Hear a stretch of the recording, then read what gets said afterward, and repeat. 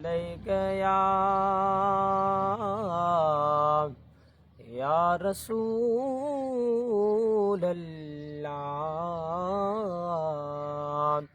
वसल्लम अलैक या हबीब अल्लाह। सब ॻाल्हि नसीब जिया, सब ॻाल्हि नसीब जिया, जंहिंखे घुराए मदनी उहा मर्ज़ी हबीब जिया, जंहिंखे घुराए आका उहा मर्ज़ी हबीब जिया। कोई मिसल नयूं ढोलण दी यारो, कोई मिसल नयूं ढोलण दी। चुप कर मेहर अली, इथे जा नयूं बोलण दी। चुप कर मेहर अली, इथे जा नयूं बोलण दी। सल्लल्लाहु अलैहि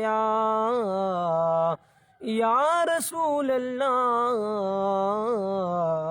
वसल्लम अलैक या हबीब अल्लाह।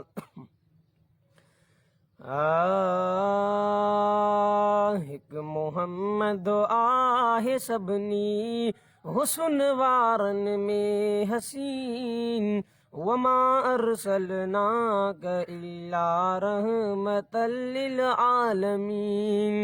हिक मोहम्मद आहे सभिनी हुस्न वारनि में हसीन, वमा अरसलनाक इल्ला रहमतल लिल आलमीन।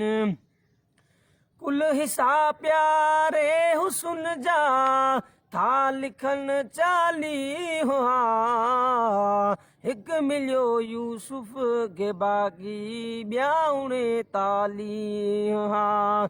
हिक मिलियो यूसुफ खे बाक़ी ॿिया 39 हुआ। से मिलिया महबूब खे सभु मुहब थियो नूरुम मुबीन, वमा अरसलनाक इल्ला रहमतल लिल आलमीन। हिक मोहम्मद आहे सभिनी हुस्न वारनि में हसीन, वमा अरसलनाक इल्ला रहमतल लिल आलमीन।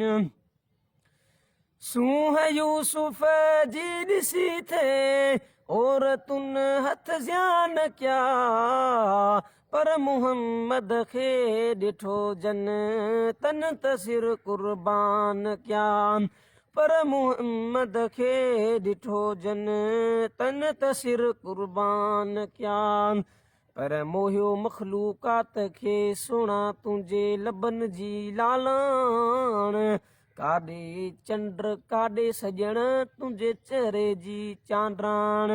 ग़ुलाम नबी हर वस्फ़ जी वेही लिखे छा वाखाण, से छिञंदा छाजे काण जन ॾिसण सां दिलि ॾेई छॾी।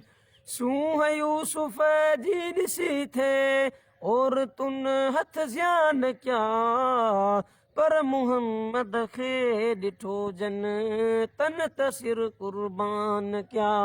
ज़ुलेखा जो पिरी पर है सजण हर दिल नशीन, वमा अरसलनाक इल्ला रहमतल लिल आलमीन।